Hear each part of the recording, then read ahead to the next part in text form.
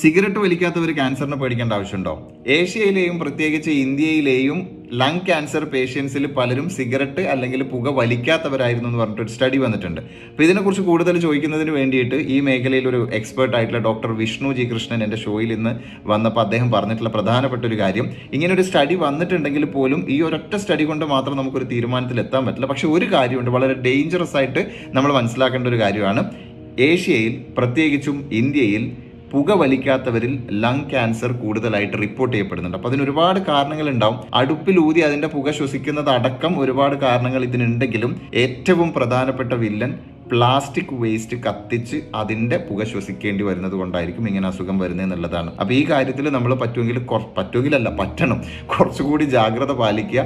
Plastic waste ഒക്കെ ഇങ്ങനെ കത്തിക്കാതിരിക്കുക, അങ്ങനെ കത്തിക്കപ്പെടുന്ന സ്ഥലത്ത് നിന്ന് പുക ശ്വസിക്കേണ്ടി വരാതിരിക്കട്ടെ. കൃത്യമായിട്ട് പ്ലാസ്റ്റിക് വേസ്റ്റ് എങ്ങനെയാണോ ഡിസ്പോസ് ചെയ്യേണ്ടത് ആ രീതിയിൽ തന്നെ ചെയ്യാം.